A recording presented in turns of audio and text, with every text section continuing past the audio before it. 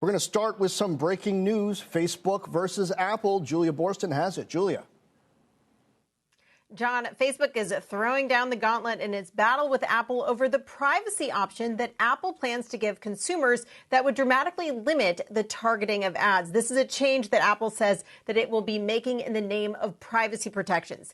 Facebook just now publishing a blog post saying it's speaking up on behalf of small businesses, saying, quote, "We believe Apple is behaving anti-competitively by using their control of the App Store to benefit their bottom line at the expense of app developers and small businesses," saying we continue to explore ways to address this concern. Now, Facebook argues that Apple will discourage people from accepting advertising. They allege that this is part of Apple's plan to push apps and businesses to models that Apple can take a cut from, such as subscriptions and in-app payments, which Facebook says Apple's update changes mean more money for Apple and less free stuff for people. The argument there, of course, is that advertising supported models are free for people. Now, with the prompt to opt out of all ad targeting, Facebook says would mean a return to more of a TV-style broad reach advertising. The social network says that would make it impossible for small businesses to efficiently reach consumers using Facebook ads. They warn that small businesses saw a sales decline by 60%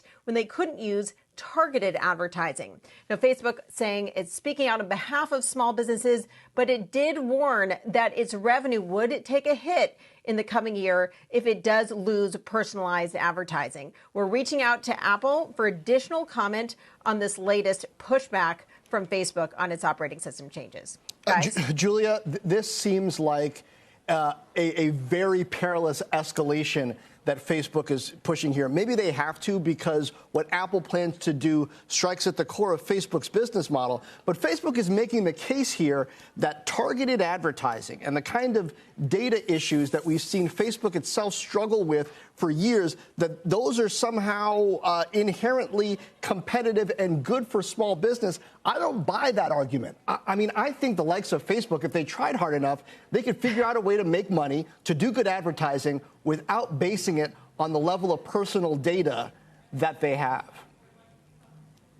Well, they would argue, John, to play on the other hand, what Facebook would argue is that they need to have some targeting in order to make it worthwhile for a small business to have effective advertising spend. Now, if you're going to do TV-style advertising, you're Procter & Gamble, you're Coca-Cola, you're spending a lot of money for one big brand ad that you want to reach the whole nation, then that makes sense to not have as much targeting. But what Facebook is saying is if you're a small business and you want to reach people who only want to buy a very specific thing, that I, as a woman in Los Angeles, should see a different ad than a man living in Iowa. What they're saying is that once you eliminate that kind of targeting, then the ads just don't become as valuable anymore, which is not just obviously bad for Facebook, but obviously would make the ads almost useless for small businesses.